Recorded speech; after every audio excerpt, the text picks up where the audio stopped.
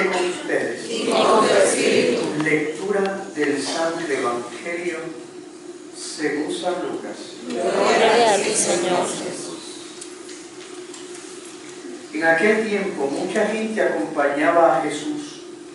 Él se volvió y les dijo: si alguno se viene conmigo y no pospone a su padre y a su madre, y a su mujer y a sus hijos, y a sus hermanos y a sus hermanas, e incluso a sí mismo, no puede ser discípulo mío. Quien no lleve su cruz detrás de mí, no puede ser discípulo mío. Así, ¿quién de vosotros, si quiere construir una torre, no se sienta primero a calcular los gastos, a ver si tiene para terminarla? No sea que si echa los cimientos y no puede acabarla, se pongan a burlarse de él los que miran, diciendo: este hombre empezó a construir y no ha sido capaz de acabar. ¿O qué rey, si va a dar la batalla a otro rey, no se sienta primero a deliberar si con 10.000 hombres podrá salir al paso del que le ataca con 20.000? Y si no, cuando el otro está todavía lejos, envía legados para pedir condiciones de paz. Lo mismo vosotros, el que no renuncia a todos sus bienes, no puede ser discípulo mío. Palabra del Señor. Gloria a ti, Señor Jesús.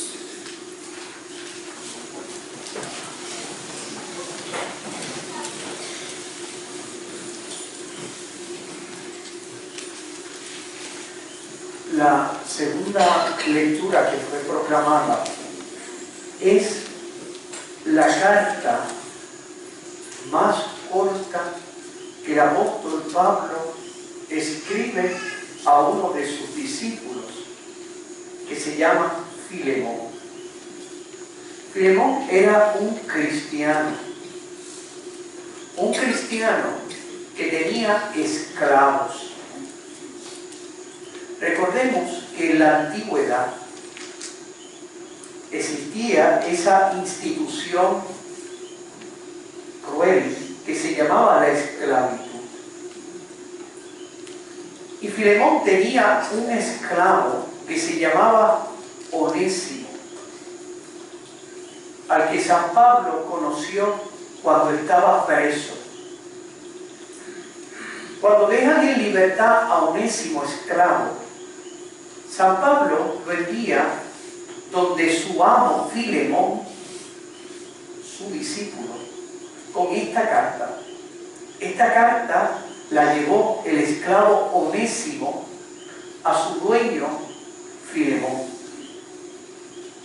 ¿Qué es lo que esta carta está diciendo? Que la hemos escuchado. Esta carta dice algo importante. Dice que San Pablo le está diciendo a su discípulo Onésimo, a su discípulo Filemón: recibe a este esclavo ya no como un esclavo, sino como algo mejor, como un hermano. Claro, tú y yo, cuando encontramos esta carta, nos sorprende que el apóstol Pablo no le diga a Filemón: déjalo en libertad. Nos sorprende porque evidentemente nosotros hemos aprendido de que la esclavitud atenta contra la dignidad humana.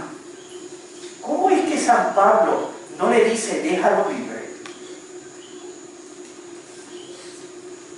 Dese cuenta que cuando un esclavo se escapaba de su amo, como sucedió entre Onésimo esclavo y su amo Filemón, la pena era la muerte.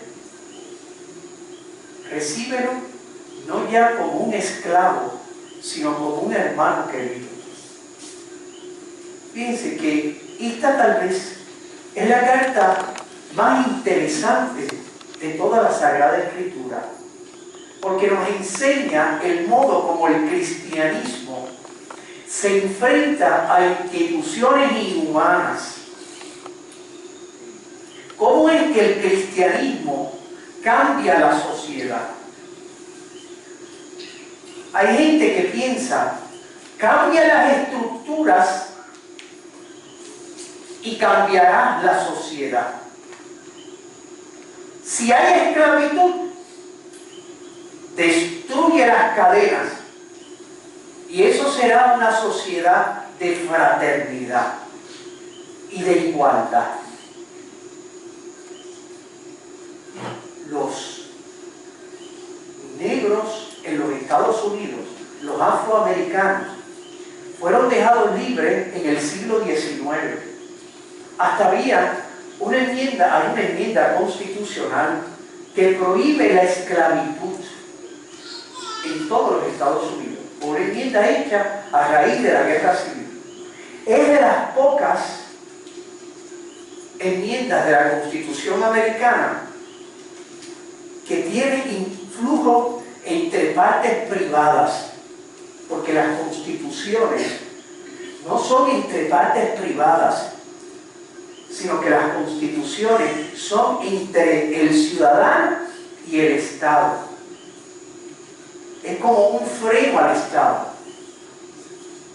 O sea, yo no puedo ir donde una persona con la Constitución y decirle, usted tiene que respetar mi dignidad.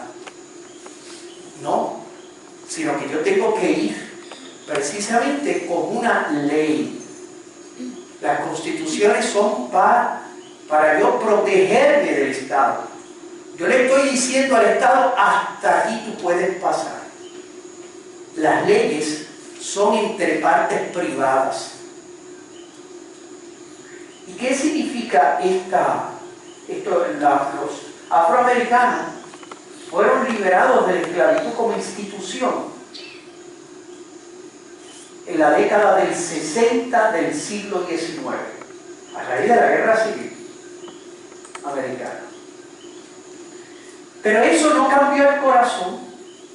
Imagínense, se desarrolló una doctrina que se dice equal but separate. Somos iguales pero separados, que en el fondo era seguir prolongando la esclavitud. O sea, las personas afroamericanas de color no podían acceder a los mismos beneficios de las personas blancas. Mi papá me cuenta que fue a la guerra de Corea y lo mandaron a North Carolina. Allí él estuvo durante la guerra de Corea. Y un día él se fue en la guagua a Nueva York, donde vivió una tía mía. Él ve la guagua, ¿verdad? Se sentó al frente. Él veía que había una raya que decía Color People. Y había otra raya, ¿verdad? O sea, estaban ellos en la guagua. La mayor parte era para los blancos. Y la pequeña parte era para los Color People, que estaba lleno, dicho sea de paso. Estaban ahí y todo casi vacío. Mi papá llegó y se sentó. Mi papá, ¿verdad? Y a los de Puerto Rico, pues parece blanco, porque tiene los ojos verdes. Y con frío, pues se pone más blanco, porque nosotros tenemos todo la mancha de plata, ¿verdad? Pues estaba sentadito. Pero él me cuenta que un afroamericano que estaba de pie se sentó al lado de mi papá. Estaba sentado, acostumbrado a Puerto Rico. Él no podía entender lo que sucedió inmediatamente. El chofer, que era un blanco, vio así, vio que el afroamericano estaba sentado ahí. Ha parado la guagua, le dice padre. Y le dijo al afroamericano, palabras soeces, que se fuese para la parte de atrás. Dice mi papá que el afroamericano lo vio, se levantó y se fue más tranquilo. Se quedó de pie. Claro, el chofer se empezó a hablar con mi papá. Estos afroamericanos, yo utilizando palabras soeces, yo no sé qué va a hacer. Entonces papi dice, yo me quedé callado porque si yo empiezo a hablar y que parezco que es puertorriqueño, a lo mejor no es la broma, la patada me la da más lejos, ¿verdad? Se quedó calladito, escuchando, etc. ¿Por qué les digo esto? Porque, miren, el cambiar las estructuras Escrituras, está en la Constitución, de las pocas cosas que tú puedes apelar a la Constitución entre partes privadas. Puerto Rico, nuestra Constitución, tiene algunas, y en eso nosotros somos una Constitución de adelanto.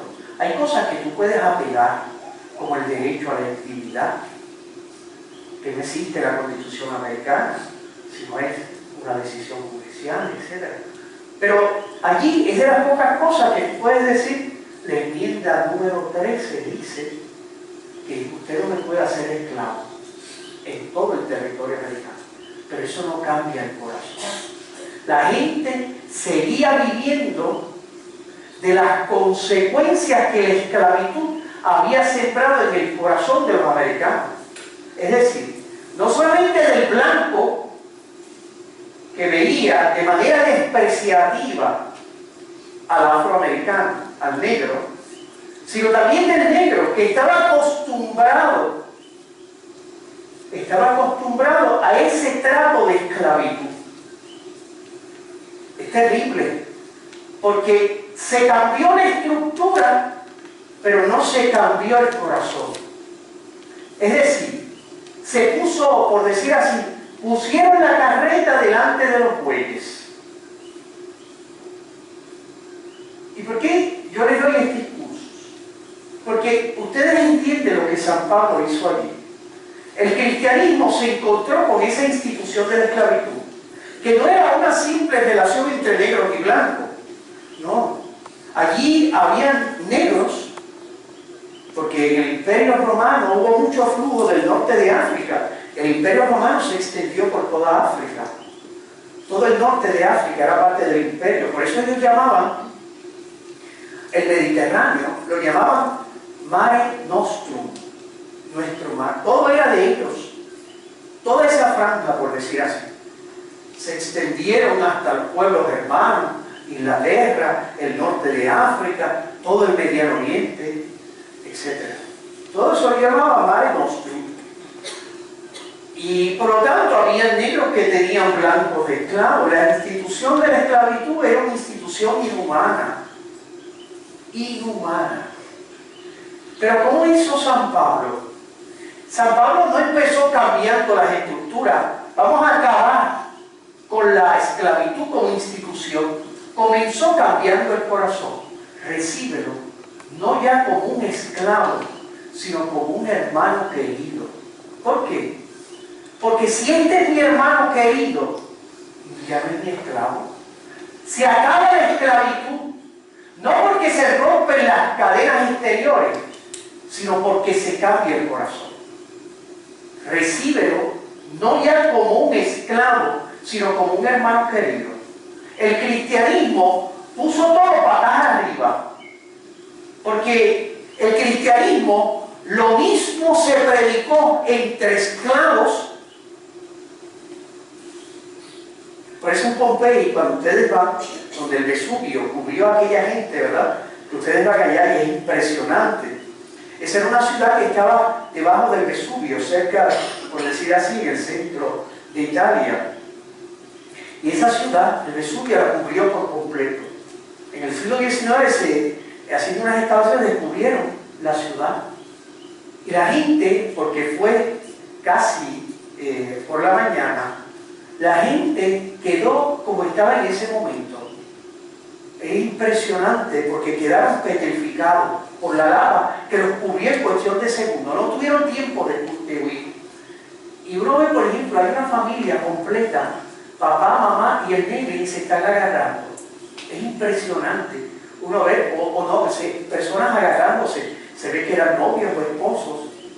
Y se ha descubierto en las ruinas de las distintas casas, se ha descubierto que ya había cristianos entre los esclavos, porque tenían la cruz. Se ha descubierto que, porque el cristianismo se extendió entre todos, comenzó a romper murallas, a crear fraternidad, a cambiar el corazón. Cambiando el corazón, cambió las estructuras. Porque, es decir, la vació de contenido.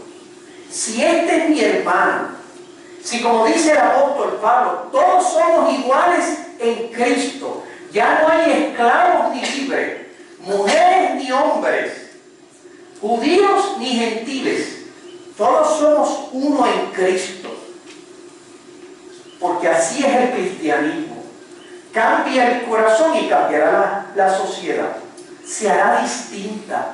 Si tú crees que cambiando las estructuras, rompiendo cadenas de esclavitud, creando leyes más fuertes, tú vas a hacer una sociedad distinta, te auguro el absoluto fracaso. Cambia el corazón. El problema no son las estructuras. Esa no es lo que hace malo o bueno una persona.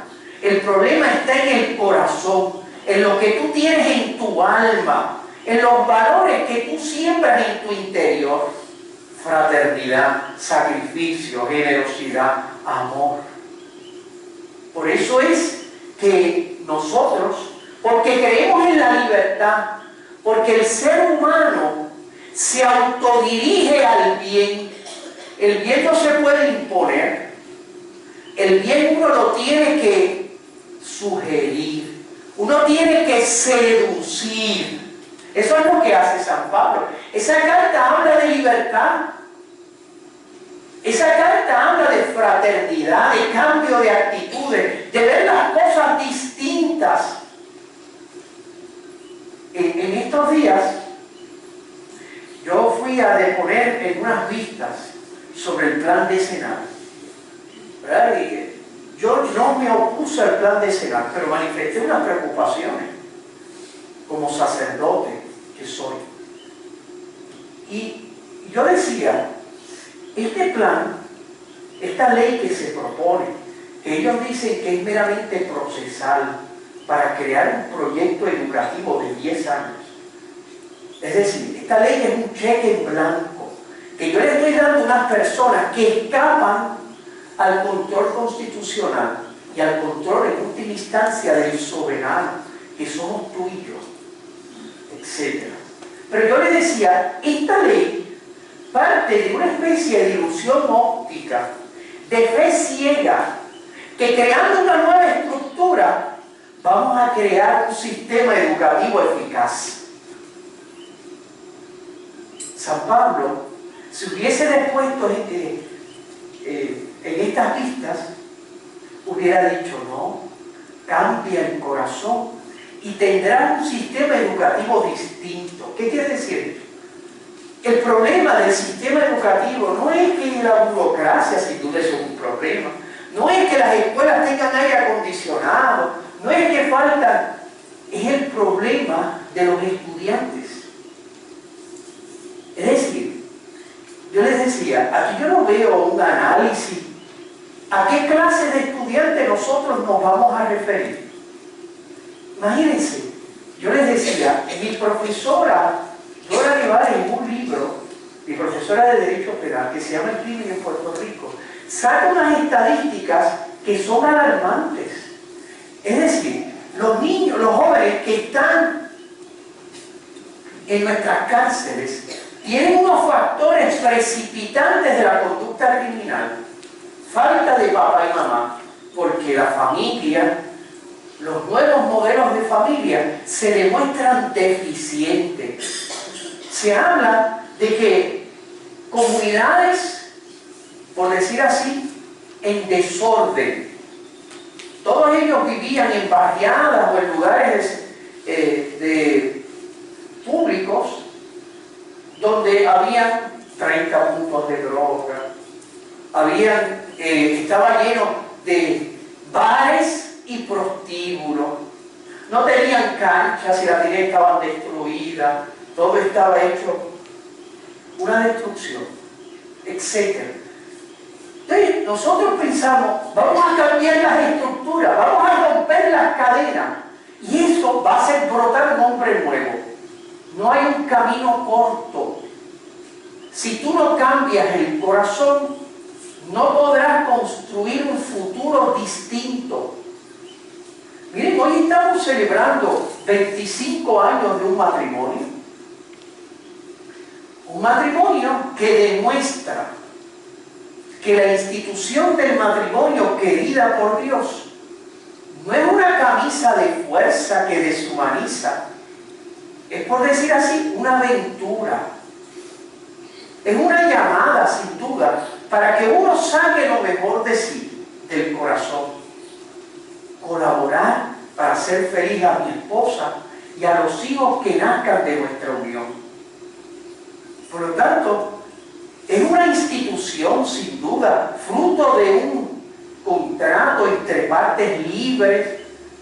Es una aventura. Mire, el otro día estaba yo viendo en el internet un website cristiano que hablaba de este viejito de 96 años. Había estado casado con su esposa por 75 años. La conoció en 1938. El viejito, la esposa se le murió. Y era en Estados Unidos, no me acuerdo cuál era la ciudad, estaba un concurso de estos que se hacen por la radio, de canciones, el que quisiera cantar. Y el viejito escribió una carta porque le hizo una canción a su esposa, el viejito viudo. Se llamaba Sweet Lorraine. Y el viejito, en la carta, le decía a los de la radio: yo no sé cantar, he hecho esto porque mi esposa murió. Y contaba su historia. Los de la estación, que contaban en la entrevista, que quedaron impresionados y decidieron que, aunque el viejito no iba a participar en el concurso, porque él decía: si yo canto, todo el mundo va a salir corriendo, decidieron gratuitamente hacer música de la letra que él había escrito. Mire, es una cosa tan hermosa, porque el viejito hablaba de su viejita y a mí me conmovía. Él decía: yo viví un sueño, yo pensé toda mi vida que yo estaba soñando, pero era algo real, porque mi esposa lo único que hizo en mi vida fue darme felicidad. ¿Sabes? Cuando le pusieron para que escuchara los earphones, él quedó, la cufia, ¿verdad? Se dice, a los auriculares, pero tú sabes, audífonos, los auriculares se ven, los audífonos. De hecho, no tenía espejuelo el viejito, me daba una vergüenza pensando que yo. Bueno, la cuestión es que el viejito, cuando le pusieron los audífonos, los earphones, pues el viejito se conmovía, porque la canción, que se llama Sweet Lorraine, hermosísima, la música y la letra que él mismo había compuesto. Imagínense, yo estaba viendo eso, gracias que estaba solo, ¿verdad? Nadie más me bajaba, yo era el viejito, ¿verdad? Cómo él contaba su historia. Miren, eso es prueba de que esta institución saca lo mejor del ser humano. Es un sueño, es una aventura. Estoy seguro que la Sweet Lorraine y el viejito, pues mira, habrán tenido defecto, tuvieron hijos, vivieron la experiencia, ¿verdad?, de tener esta aventura, pero demuestran que el problema no está nunca en la institución del matrimonio, querida por Dios, desde el principio, sino que el problema está en el corazón humano. Este mundo hermoso que Dios nos dio es un don. Esto es un mundo perfecto, pero incompleto. Depende de tu corazón para que este mundo sea distinto. Es lo que nos está diciendo el apóstol Pablo. Pablo está cambiando la historia, cambiando el corazón. Eso es lo que yo le decía a los legisladores. Me preocupa esta fe ciega en estructuras, sin ver qué necesidades reales tienen nuestros niños.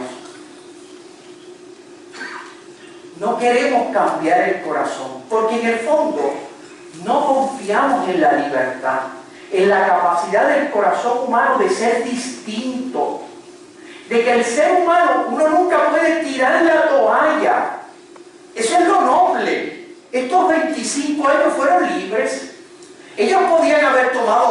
opción en su vida, fueron libres. Y ellos utilizaron su libertad no como un libertinaje que deshumaniza el corazón, sino lo utilizaron como una libertad que se autodirige al bien. Porque el bien no se impone. Yo no creo en una sociedad de estructuras. Yo creo en una sociedad libre, donde cada uno va en busca de ese bien que descubre porque le seduce el corazón. Lo grande de Dios es cuando se acerca a ti. Él no te pone cadenas. El infierno no es una cadena divina, es una opción libre. Eso es lo terrible, porque es utilizar tu libertad no para el bien que te dignifica. Y claro, el bien que te dignifica, la libertad, ese es el bien del matrimonio, ese es el bien de dos personas que frente al altar, entre el altar y la palabra, toman una decisión apasionante. Es decir, ponerse al servicio de hacer feliz al otro y hacer feliz los hijos que nazcan de nuestra unión. Es colaboración con un Dios que es nuestro Dios, que murió sobre la cruz del Calvario por nosotros para hacernos felices.